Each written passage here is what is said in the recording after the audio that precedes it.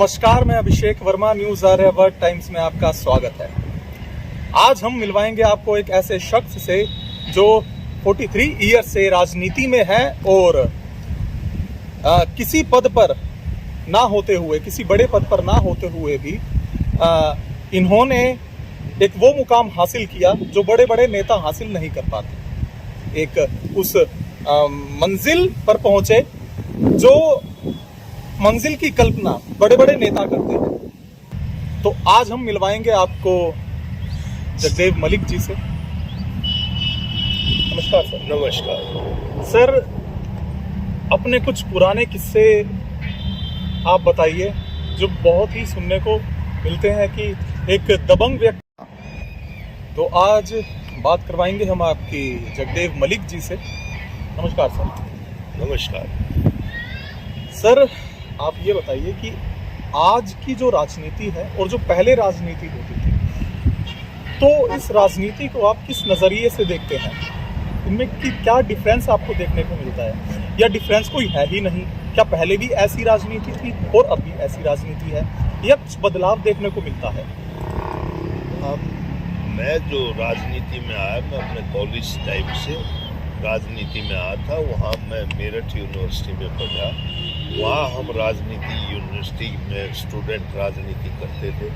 वहाँ से निकलने के बाद हमारे यहाँ उस टाइम की राजनीति जो है, हम किसानों की राजनीति करते थे, मजदूर की राजनीति करते थे। और उस टाइम हमारे नेता चौधरी देवीलाल जी थे। उनके साथ, उनके नेतृत्व में हमने अपनी राजनीति हरियाणा में शुरू। और उस टाइम की और आज की टाइम में बहुत अंतर राजनीति के अंदर आ गया। उस टाइम साफ सुथरी राजनीति होती थी। जो वायदा कर लिया नेताओं ने या वर्कर्स की जो ड्यूटी लगी, सब ईमानदारी से अपना काम करते थे। लेकिन आज जो राजनीति है वो चापलूसी की राजनीति है। फील्ड में काम ना करो, नेताओं की राजनीति को चापलूसी करो और नंबर बनाओ। तो ये नंबर बनाने की बात किसकी हो रही है? अधिकारियों की? अधिकारियों की नहीं, मैं कार्यकर्ताओं की। कार्यकर्ता जो आज हमारे टाइम में जो कार्यकर्ता, जो ड्यूटी हमारे नेता लगाते थे, हम उसको स्वीकार करके उसको पूरे जोर शोर से उस ड्यूटी को पूरा करते थे, काम करते थे। आज की जो ये नए जो बच्चे आ गए राजनीति के अंदर, ये चापलूसी ज़्यादा करते हैं और काम कम करते हैं, सिर्फ अपने नंबर बनाने के चक्कर में रहते हैं। तो ये बहुत उस टाइम की राजनीति में और आज की राजनीति में ये अंतर है। समय के साथ तो बदलाव होना ज़रूरी है। हाँ, समय के साथ बदलाव तो होना ज़रूरी है, लेकिन अब हम तो बदल नहीं सकते। जो इतनी लंबी राजनीति, एक सच्ची और सूची राजनीति हमने की है, अब हम तो आज भी उसी पे अड़े। राजनीति में इतना नाम कमाने के बाद भी इतनी कामयाबी हासिल करने के बाद भी कभी किसी पार्टी ने आपको टिकट नहीं दिया। इसका कारण ये था कि हमारे जो गांव, ये पानीपत बन गया और हमारा हल्का भी आदमी को टिकट देने का मतलब ही नहीं था, क्योंकि शहरी आदमी को टिकट देते और दो ही पार्टियां थी उस टाइम, कांग्रेस और बीजेपी। तो इसलिए हमारी जब 2009 में डिलिमिटेशन हुई और दोबारा कॉन्स्टिट्यूंसियां बनी, उस टाइम हमारे नेता चौधरी भूपेंद्र सिंह हुड्डा जी थे और उन्होंने काम भी किए। उन्होंने हमारे को संगठन में भी लिया, मेरे को जिला अध्यक्ष भी उन्होंने बनाया। लेकिन हमने कभी टिकट की सोची नहीं कि तुमने टिकट भी लेना है, MLA भी बनना है। हमने सिर्फ एक सोची कि अपने नेता के प्रति वफादार रहो और अपनी जनता जनार्दन की सेवा करो निस्वार्थ। वही की अब तक। एक इच्छा तो होती होगी कि टिकट मिल जाए। इच्छा तो हर कोई करता है, जो भी राजनीति करता है, छोटा कार्यकर्ता हो, बड़ा कार्यकर्ता हो। अब तो सब ये सोचते कि तू एक बार MLA बने, लेकिन उस टाइम हमारे दिमाग में नहीं। और आज भी अगर हम इस काबिल हो, हमारे नेता हमें समझे कि ये टिकट देने के काबिल है, और ये लड़ाई लड़ सकते हैं तो हम तैयार हैं। अगर नहीं भी देंगे तो भी तैयार है। अपने आप को पार्टी के प्रति समर्पित कर रखा है। पार्टी में देंगे, पार्टी के वफादार और नेताओं के वफादार सिपाही रहेंगे। कांग्रेस से इतना प्यार, इतना ही प्यार कांग्रेस से, इतना ही प्यार है। कांग्रेस में इतना लंबा समय निकाल दिया, तुम मरेंगे भी कांग्रेस में, परिवार भी कांग्रेस में रहेगा, बच्चे भी कांग्रेस में रहेंगे। तो बीजेपी से क्या मतलब? बीजेपी जो है ये आज धर्म की राजनीति कर रही है और गरीब आदमी के साथ जो ये खेल कर रही है, शोषण कर रही है। सनातन धर्म आज पूरे देश के अंदर इन्होंने ऐसी प्रथा चला दी कि ये हिंदू के ठेकेदार हैं क्या? कांग्रेस में हिंदू नहीं, सभी बरादरी है कांग्रेस में। मोहम्मदन भी है, हिंदू भी है, दूसरे क्रिश्चियन भी है। ये बीजेपी वाले इन्होंने कभी इस देश के लिए कुछ किया? जब ये देश आजाद किया कोई नहीं किया, अपनी कुर्बानियां दी इन्होंने। तो उस टाइम भी कांग्रेस इनका अंग्रेजों का साथ दिया और ये तो अंग्रेजों के चमचे होते थे।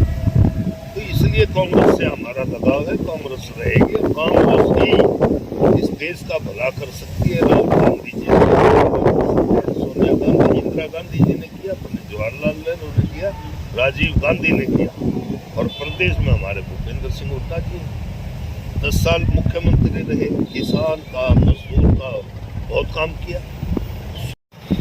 अपने टाइम में गरीब आदमी को 100 गज के प्लाट दिए और 90 हजार रुपये मकान बनाने के दिए, फ्री बिजली दी और फ्री पानी की टंकी दी और पानी का जो है वो कनेक्शन दिया। और गरीब बच्चों के लिए वैसे फीस माफ की और उनके लिए जो भी भलाई का काम उस टाइम हुड्डा साहब ने किया वो किसी ने नहीं किया। अब भी अगर हुड्डा साहब आते हैं दूसरी बार इस प्रदेश के मुख्यमंत्री, वो 100 गज के प्लाट देंगे, पेंशन देंगे 6000 और उस पर बनाने के लिए प्लाटों के ऊपर मकान बनाने के लिए पैसे देंगे 2 लाख। और किसानों के लिए उनकी जो बिजली है 300 यूनिट उनको भी फ्री देंगे और गरीब को भी 300 यूनिट बिजली फ्री देंगे। ऐसी सोच हुड्डा साहब की। हुड्डा साहब के टाइम पे देश के अंदर हरियाणा नंबर 1 था, चाहे रोजगार में, चाहे फसल के उसमें। आज हमारे बच्चे जो है बच्चे नौकरियों के लिए भटकते फिरते। आज हम पता नहीं 12वें 14वें स्थान पे जा रहे हैं। आज यहाँ इस सरकार ने हमारे बच्चों को पीछे रखने के लिए जो देश के लिए देश की सीमाओं की रक्षा करते हैं और बर्फ में वहाँ रहते हैं, आज ये उन फौज को भी कमजोर करने के लिए ये अग्निवीर सेना लेके आ रहे हैं। या हम तो अग्निवीर 4 साल में ये करके उनको निष्क्रिय करके उनको 4 साल नौकरी करा के और उनकी छुट्टी कर देंगे। वो क्या करेंगे यहाँ? तो बीजेपी के राज में हरियाणा राज्य और देश एक सही रास्ते की तरफ नहीं बढ़ रहा। नहीं बढ़ रहा। ये सिर्फ और सिर्फ एक दिशा में, ऐसी दिशा में देश को लेके जा रहे हैं। ये तो हिटलर से भी बड़ा आ गया। ये तो इतना, अगर ये अब की बार चुनाव जीत जाते हैं, कभी इस देश में चुनाव नहीं होने देंगे। राम मंदिर क्या मुद्दा बन सकता है चुनाव का? चुनाव को क्या बीजेपी इस्तेमाल करेगी चुनाव में राम मंदिर के मुद्दे को? और क्या लोग इस तरफ आकर्षित होंगे कि हम वोट दें बीजेपी को? ऐसा है कि बीजेपी तो चाह रही कि ये मुद्दा बनाए राम मंदिर का, लेकिन ये मुद्दा बनेगा जो इनके बहकाव में है, जो ये आरएसएस के मेंबर जितने हैं वो इसको उठा रहे। लेकिन जो बाकी पूरा देश, साउथ, नॉर्थ, जितना इंडिया है, सब इनकी उसको पहचान गए। आज सब हमारे राहुल गांधी जी पद यात्रा कर रहे हैं। कितनी वो भीड़, कितने आदिवासी, कितने दूसरे हिंदू लोग उनके साथ हैं, मुसलमान भी उनके साथ, आज 36 बरादरी उनके साथ है। उनके साथ कौन है? उनके साथ वो है जो सनातन धर्म का ठेका होता है, सिर्फ सनातन और कोई नहीं। ऐसी इनकी चाल कामयाब। सनातन धर्म की अगर बात करें तो सनातनी जो कहा जा रहा है कि देश को दोबारा से प्रॉपर तरीके से सनातनी बनाना, तो क्या ये गलत है? बिल्कुल गलत है। सबको इस देश में रहने का हक है, सभी ने इस देश को आजाद करवाया। लेकिन आज कोई पार्टिकुलर आदमी कहे कि नहीं इसमें तो खाली ये रहेंगे और कहाँ जाएंगे। हम भी हिंदू हैं, लेकिन हमारे कभी हम किसान परिवार में पैदा हुए, हम तो कभी इतने बड़े सनातनी नहीं बने। लेकिन हिंदू धर्म को मानते हैं। जब सवेरे हम अपने खेत में काम करने के लिए जाते हैं तो यही कहते हैं लो राम का नाम, राम को याद करके जब काम शुरू करते हैं। लेकिन ये राम को आत्मा से नहीं याद करते, ये अपने उसके राजनीति के मकसद से उसको याद कर रहे हैं। पहली बार ऐसा हुआ है कि देश में दूसरी बार 2 बार मतलब दिवाली मनाई गई हो। अब एक दिवाली जो 22 जनवरी को मनाई गई, अब दूसरी दिवाली जो साल के लास्ट में आएगी, तो इस पर क्या आपकी राय है? ऐसा है, इस पर जो इस देश को भाग्य माना है, जो ऐसा प्रधानमंत्री कोरोना आई, कोरोना में इसने देश को बकाया। कोरोना में भी ये वो थाली बजाने से कोरोना चला जाता क्या? नहीं गया, वो दवाइयों से गया या अपने लोगों ने बचाव किया। अब ये दिवाली मना रहा है क्या? दिवाली तो दिवाली ही मनती है, और वो उसी टाइम पे बनेगी जब वाकई में राम जी वनवास काट के आए थे, उस खुशी में। ये आप दिवे लगवा रहे और दिवे बत्ती लगवा रहे, कहीं किसी को भेज रहे, ये खाली इनका ढोंग है। सब दुनिया इनको जानने लगी तो ये क्या चाहते हैं। ये सिर्फ पूंजीपति को चाहते हैं। पूंजीपति आके कमजोर वर्ग के जो आदमी है वो और कमजोर होते चले गए। बीच का जो तबका है किसान का, मजदूर का, वो और नीचे गया इनके 9 साल के 10 साल के बाद। लेकिन चंद पूंजीपति अब इनका क्या, आदिवासियों की जमीन कब्जाना चाहते हैं, चाहे वो उड़ीसा हो, चाहे वो झारखंड हो। और आज कहते हैं आदिवासी ये बैकवर्ड, यही अकेला रह गया क्या मोदी? और बैकवर्ड नहीं, मोदी तो सारे पैसे वाले थे, जितने मोदी हैं सब बैकवर्ड हो गए, सब पैसे के मीत हैं, सब इस देश का बेड़ा गर्क कर रहे हैं। जैसे आज के टाइम में प्रधानमंत्री के खिलाफ कोई भी भाषण दिया जाता है तो उसके रिप्लाई में प्रधानमंत्री की तरफ से कोई जवाब नहीं आता, ऐसा क्यों? आज तक जब से प्रधानमंत्री बने इन्होंने कोई प्रेस कॉन्फ्रेंस की है? कम ही नहीं है। अब इनको बहकाना आता है, बहकाओ और रास्ते से भटकाओ और अपनी राज करो। दूसरे ये जो है इन्होंने सारी प्रेस इन्होंने खरीदी, सारी न्यायपालिका इन्होंने, चुनाव आयोग को इन्होंने खरीदा। लोग कहते हैं ना बेच दिया, लेकिन इन्होंने 3 चीज खरीदी भी है। सबसे पहले न्यायपालिका खरीदी, नंबर 2 पे चुनाव आयोग को खरीदा, नंबर 3 पे इलेक्ट्रॉनिक मीडिया और प्रिंटिंग प्रेस। सब इनकी बात करते हैं। सारी टोटल मीडिया जितनी है, जितनी प्रिंटिंग प्रेस है, सिवाय बीजेपी सनातन धर्म से, उसके अलावा भी कुछ और आता है क्या? बताओ, कोई आता हो देश की बात आती हो? प्रेस कॉन्फ्रेंस, इतनी हिम्मत नहीं प्रेस कॉन्फ्रेंस करने। आज तक 9 साल में इसने कभी प्रेस कॉन्फ्रेंस नहीं की। नहीं, हर प्रधानमंत्री पहले करते रहे प्रेस कॉन्फ्रेंस और देश की सही हालत भी बताते रहे, लेकिन ये देश की सही हालत नहीं बता रहे। देश किस दिशा में जा रहा है? आज देश घाटे में जा रहा है। ये रास्ते से भटकाते हैं वोटर्स को, देशवासियों को, लेकिन देशवासी अब इनकी असलियत को पहचान रहे हैं। फिर भी बीजेपी आने की संभावना है, ऐसा देख कर लगता है। क्यों लगता है? ये लगता है कि विपक्ष को ये दे कांट टॉलरेट। जो नेता है उन पे ईडी, उन पे सीबीआई उनकी रेड कराते हैं। कोई झारखंड का मुख्यमंत्री हो, कोई दिल्ली का हो, जितने हैं सब पे ईडी, किसी पे कुछ। ये प्रेशर बनाते हैं। विपक्ष नाम की चीज ये रहने नहीं देना चाहते कि यहाँ विपक्ष ही ना रहे। ईडी का इसका यूज करो, सीबीआई का और ईडी का, और ये इनको ठिकाने लगे।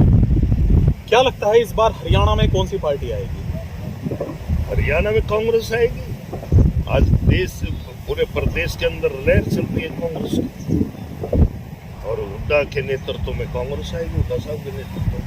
बीजेपी के ना आने का कारण, या इनेलो भी तो इस दौड़ में है? इनेलो कहीं नहीं है, इनेलो तो खत्म हो गया, पार्टी नहीं रही है।